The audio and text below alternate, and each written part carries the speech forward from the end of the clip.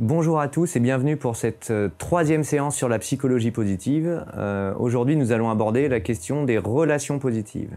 Donc, pour faire le rappel avec les séances précédentes, on est sur le modèle PERMA, où chacun des piliers permet de favoriser le fonctionnement optimal et le bien-être des individus dans les relations et avec les institutions. Et aujourd'hui, on est sur le pilier qui est centré sur les relations positives. Donc les relations positives, c'est quelque chose qui est essentiel dans l'espèce humaine. Si on prend les travaux de Cacioppo et puis de Deussier et Ryan, du coup ça nous indique que l'espèce humaine est hautement sociable. On a besoin de vivre avec d'autres individus pour finalement développer son bien-être et son fonctionnement optimal. Et les relations permettent de construire une vie qui va être plaisante, donc ressentir des affects positifs fréquents dans la vie de tous les jours, une vie engagée et du coup qui donne du sens pour nous et donc qui nous permet d'appartenir finalement à un groupe. Et le sens est souvent donné en relation avec d'autres individus et avec d'autres personnes. Donc les relations vont influencer le bien-être de deux manières, d'une manière directe et puis d'une manière un petit peu indirecte. Si on prend les travaux qui nous parlent des relations directes entre les relations positives justement et le bien-être, on observe dans une discussion par exemple entre deux individus une sorte de synchronie comportementale. Autrement dit, une résonance où les corps vont être en mimétisme les uns avec les autres. Et lorsqu'on demande après coup pour une relation et une discussion entre deux individus, s'ils ont perçu que la discussion était intéressante et s'ils ont échangé des choses intéressantes, on se rend compte que les individus verbalisent qu'ils vont avoir échangé des choses d'autant plus intéressantes lorsque la synchronie comportementale des deux corps était à l'œuvre. Si on va un peu plus loin dans les travaux en neurosciences notamment, on se rend compte aussi, en mettant par exemple un recueil de l'activité électrique à la surface du cerveau, qu'on va avoir littéralement un couplage des ondes du cerveau entre deux individus qui partagent finalement un bon moment. Et donc on va avoir une résonance par rapport à ça, vraiment d'un point de vue des neurosciences au niveau du cerveau. Et enfin, au niveau hormonal, on va avoir une libération d'ocytocine qui va finalement favoriser le bien-être lorsqu'on est en relation positive avec d'autres individus. De manière indirecte un petit peu aussi, le bien-être va être favorisé par les ressources émotionnelles, donc, qui peuvent être informationnelles ou sociales. Lorsqu'on a un tissu relationnel assez fort autour de nous, et ben du coup on va, en cas de coup dur par exemple, pouvoir se focaliser et se centrer finalement sur notre réseau relationnel pour favoriser notre bien-être. Et puis on peut aussi demander des informations pour mieux comprendre comment faire face aux situations stressantes. Et du coup on se rapproche de la thématique de la résilience. Et enfin, on va avoir aussi, les études ont mis en évidence un effet de contagion. Et je vais vous présenter ça avec la Framington Heart Study. Donc, qu'est-ce que c'est que cette étude? Donc, c'est une étude qui a été mise en place par deux scientifiques, une équipe de chercheurs américains. Donc, qu'est-ce qu'ils ont mis en place? Ils se sont amusés, on va dire, à mesurer le niveau de bien-être dans une ville américaine de entre 5000 et 8000 habitants. Et donc, ils ont mesuré à travers le temps ce niveau de bien-être pour l'ensemble des individus dans la ville. Et puis, ils ont regardé un petit peu s'il y avait des facteurs qui favorisaient le bien-être et qui étaient en rapport avec les relations sociales. Et on s'est rendu compte, que la qualité des relations sociales influençait finalement le bien-être, et puis deux, que la distance avec les pairs, avec les amis, favorisait aussi le bien-être. Donc si on regarde le premier graphe ici, donc ici on est sur la qualité des relations sociales et la relation au bien-être. Donc on se rend compte que le 1 veut dire que c'est un ami très proche, le 2 moyennement proche, le 3 un ami un peu plus lointain et le 4 encore plus lointain. Donc c'est ce qu'on appelle la distance sociale avec les personnes avec qui on interagit. Si on est en interaction avec des personnes qui sont particulièrement proches dans notre quotidien, dans cette petite ville américaine, eh ben on va favoriser une augmentation du bien-être. Et du coup, l'augmentation est de 15% si on est avec des personnes qui sont particulièrement importantes et proches de nous, de 10% si on peut échanger relativement souvent avec des personnes relativement proches, et ça descend à 5% pour le troisième cercle de la distance sociale, pour n'avoir plus d'effet sur le bien-être avec un quatrième cercle de distance sociale. Donc deuxième graphe qui est juste à côté ici. Donc si vous regardez, ça représente la distance en miles, en kilomètres, avec les personnes avec qui on peut interagir. Lorsque je suis à moins de 500 mètres je vais avoir une augmentation donc de quelqu'un qui est proche de moi, je vais avoir une augmentation dans mon quotidien du bien-être de 40%. Lorsque la distance est de 1 ou 2 km, on est aux alentours de 20% d'augmentation du bien-être.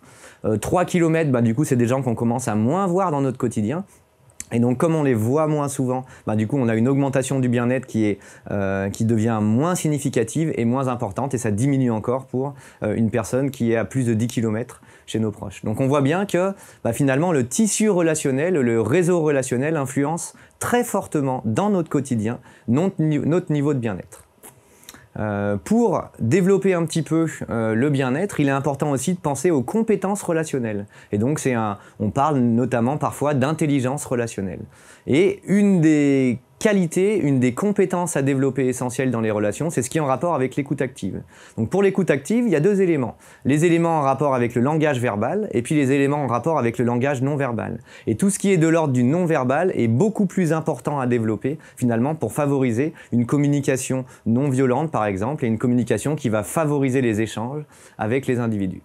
Le principe, c'est qu'on doit être sur finalement une posture de neutralité bienveillante. Donc l'idée est d'échanger avec les autres personnes en étant particulièrement entre guillemets neutre et en tout cas en acceptant avec bienveillance ce qu'ils vont nous dire et donc en acceptant la subjectivité de l'autre individu.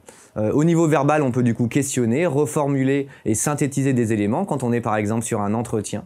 Et ce qui est bien plus important, c'est le niveau non verbal. On doit faire preuve d'empathie. Donc l'empathie, c'est être capable de se mettre à la place des autres. Si je suis capable de prendre la posture et d'être à la place d'une autre personne, d'oublier mon cadre de référence, je vais être plus à même de comprendre ce que la personne est en train de vivre et du coup, ça va favoriser le relationnel qu'on pourra avoir ensemble. On est aussi, pour faire le lien avec la vidéo précédente sur écouter les émotions d'autrui et donc dans un premier temps reconnaître les émotions d'autrui et donc on passe sur la compétence de l'intelligence émotionnelle par exemple. Et donc c'est vraiment lié à la notion de langage verbal et comprendre et décoder un petit peu qu'est-ce qui se passe chez l'autre individu pour mieux interagir avec autrui.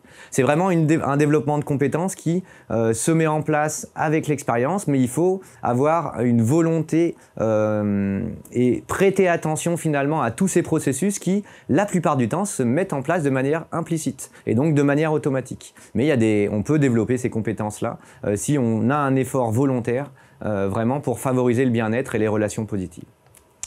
Donc si on avance un petit peu dans les compétences relationnelles, quelque chose de relativement simple va être comment dire merci.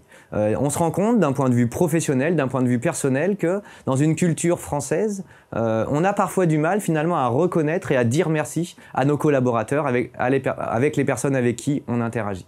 Et pourtant, c'est quelque chose d'essentiel de reconnaître le travail qui a été fait ou le service qui a été rendu par une personne ou une autre personne. Donc il existe 3 niveaux de remerciement. Le premier niveau, c'est simplement déjà dire merci. Donc reconnaître auprès de l'autre personne que, du coup, merci pour le travail qui a été réalisé. Deuxième niveau, on appelle ça le merci plus. Donc c'est vraiment spécifier en plus le bénéfice que ça apporte pour vous. Donc merci vraiment d'avoir fait ce travail. Pour moi, ça m'a gagné vraiment beaucoup de temps et du coup, le rendu est vraiment efficace. Et puis, on a un troisième niveau de merci qui est le merci plus plus. Là, on va aussi reconnaître en plus la qualité ou la force de caractère que cela montre chez votre collaborateur. Donc merci vraiment d'avoir travaillé sur ce dossier-là. Du coup, ça m'a fait avancer et gagner beaucoup de temps. Et ça reconnaît vraiment que tu es super à l'écoute des autres.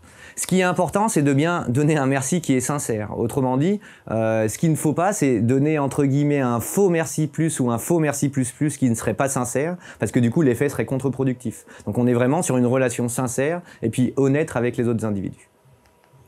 On a tendance à dire que pour développer les compétences relationnelles, il faut être là quand tout va mal et du coup être indirectement finalement une bonne épaule pour finalement recueillir les desiderata et les problèmes de mes collègues, de mes amis.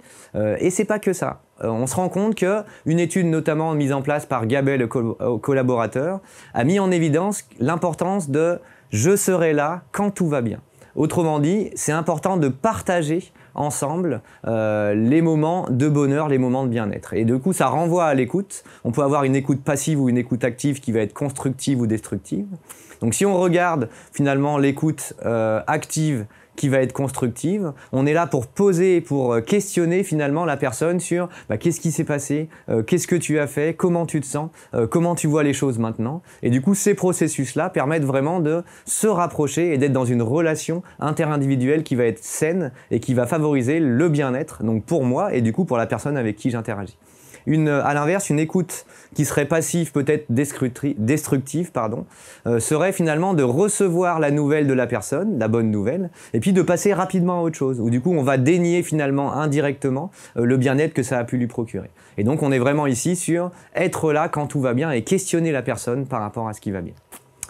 Dans les relations positives, donc on est avec les proches et on est aussi avec ce qu'on appelle une communauté locale. Donc c'est ce qu'on appelle la psychologie communautaire et les recherches montrent une importance des sentiments de sécurité, de confiance et du coup de sentiments communautaires.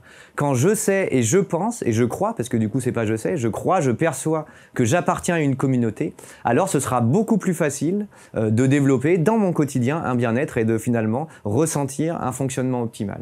Donc on est vraiment centré sur avoir une communauté et être reconnu et reconnaître les autres dans la communauté. Ça passe par dire bonjour, par avoir un petit sourire, rendre un petit service, mais c'est quelque chose d'essentiel qui a tendance à se perdre un petit peu dans les sociétés occidentales où finalement, même si on vit dans une société où il y a plus en plus de personnes, on a tendance à ne pas connaître le voisin qui habite en face de chez nous, puisqu'on n'interagit pas forcément avec lui. Et donc l'idée est de renouer un petit peu des relations avec sa communauté locale pour optimiser le bien-être et du coup le fonctionnement optimal dans notre quotidien. Donc si on s'intéresse un petit peu aux relations dyadiques, donc c'est les relations qu'il peut y avoir entre deux personnes. Et donc la plupart des études finalement se sont amusées à regarder un petit peu comment les gens échangent et on filme un petit peu les interactions entre deux individus. On se rend compte de l'importance de ce qui se passe quand tout va bien, c'est ce qu'on a déjà indiqué la diapo précédente ou deux diapos précédentes, et donc nourrir des relations positives, c'est important. Mais ce qui va se passer, c'est qu'à un moment donné, il va y avoir des conflits. Certains seront insolubles, d'autres seront solubles. La méthode classique de l'écoute active qu'on a vue auparavant va marcher plutôt bien pour résoudre les conflits qui sont solutionnables, et donc je vous encourage à l'utiliser. Mais ce qu'il faut bien comprendre, c'est que parfois, certains conflits ne sont pas solutionnables. Donc pour nourrir les relations positives, l'idée est de repérer et d'avoir en tête les qualités émotionnelles et les forces de caractère de l'autre. C'est de vraiment reconnaître et d'être réceptif un petit peu au relationnel et d'être attentif, avoir une étude empathique, si on reprend sur l'écoute active, pour comprendre, se mettre à la place d'autrui et reconnaître ses qualités. Et on a coutume de dire, ce qui a été montré finalement, on l'avait vu sur les émotions positives, qu'il faudrait avoir 3 interactions positives pour une interaction négative, pour être dans une spirale vertueuse, pour favoriser le bien-être et le fonctionnement optimal. Je vous encourage à essayer de comprendre sur votre lieu professionnel ou même sur votre terrain plus personnel, à recueillir un petit peu les échanges que vous avez pour comprendre est-ce que vous avez vraiment 3 relations, 3 attitudes ou interactions positives pour une interaction négative en moyenne. Donc saisir les offres d'intimité, c'est quelque chose aussi qui est très intéressant et qui permet de favoriser le fonctionnement optimal avec une relation positive. On est sur comprendre les interactions non verbales. Quand je suis en interaction avec une personne que je vais encadrer, comment ça se passe? Est-ce que je reconnais cette personne? Est-ce que je me tourne vers elle? Est-ce que je me détourne plutôt d'elle? Est-ce que indirectement je reste à la fin de la séance pour être disponible à tout un chacun pour pouvoir parler? Et c'est vraiment quelque chose d'hyper important de saisir et comprendre les offres d'opportunités d'intimité pour échanger avec les autres personnes qui sont en demande de ça. Et puis 2, de laisser une disponibilité dans l'espace pour pouvoir le faire finalement. Et donc en se tournant vers l'autre, on va créditer ce qu'on appelle le compte d'épargne affectif qui va favoriser une relation durable, positive et saine dans le temps. Lorsque les conflits ne sont pas solutionnables, qu'est-ce qui se passe? On va avoir du coup des difficultés d'échange et de compréhension entre les individus. Il existe, alors de manière un peu triviale, les 4 cavaliers de l'apocalypse du conflit. Qu'est-ce qu'il ne faut surtout pas faire quand on ressent et quand on est en interaction difficile avec un collaborateur et même du coup avec quelqu'un qu'on connaît d'une manière plus proche, dans le cercle plus personnel. Donc premier élément, il faut éviter la critique dans l'interaction. Rejeter la faute sur quelqu'un d'autre, ça va forcément faire monter un petit peu la moutarde et du coup ça ne sera pas favorable pour la relation. Deuxième élément, il faut éviter de se mettre sur la défensive. Certains individus ont tendance à avoir une carapace et donc des mécanismes de défense qui vont faire que je vais avoir tendance à rejeter sur l'autre la faute ou alors je vais avoir tendance à éviter un petit peu de penser que c'est de ma faute. On n'est pas ici pour être sur un combat et l'idée c'est vraiment d'éviter de partir sur la défensive.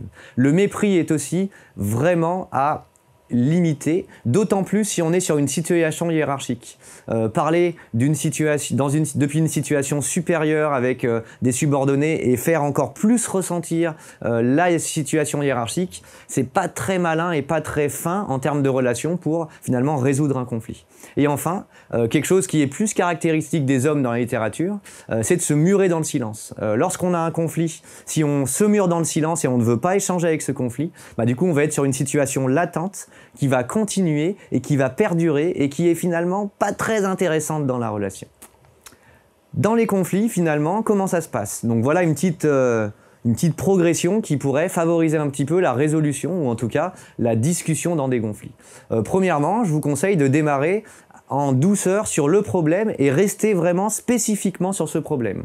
Un des problèmes justement dans les relations de conflit, c'est que les individus vont avoir tendance à généraliser et à partir sur l'individu ou la personne qu'est-ce qu'elle est d'une manière générale. Non, il faut bien rester vraiment spécifiquement sur la situation.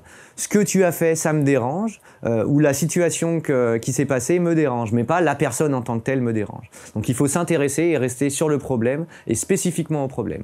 Et vous pouvez après expliquer pourquoi c'est important pour vous et pourquoi ça vous dérange. Donc vous focalisez non pas sur la relation avec l'autre, mais sur le ressenti que vous avez eu par rapport à ça.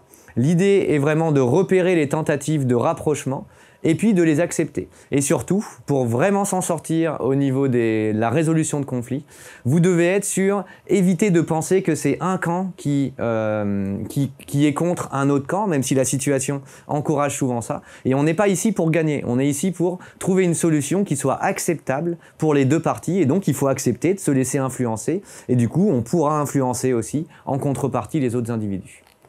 Lorsque les conflits sont vraiment insolubles ou insolvables, c'est probablement parce que les cadres de référence, les personnalités sont différentes et du coup, on a du mal et des difficultés à comprendre un petit peu tout ça.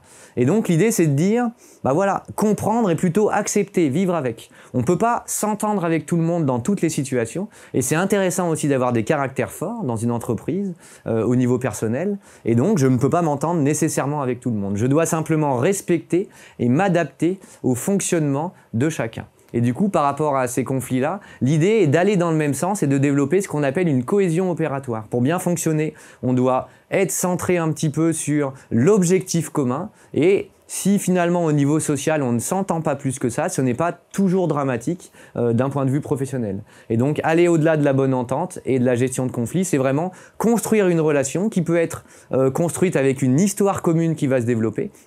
Et donc, on a pas mal de stages de team building, par exemple, en début de saison sportive pour les athlètes, ou alors même dans les entreprises, pour apprendre un petit peu, partager des valeurs, partager des rêves, des projets, qui nous permettent finalement, en cas de coup dur dans des conflits, de pouvoir sortir par la bonne porte, entre guillemets, de ces conflits-là. Merci de votre attention.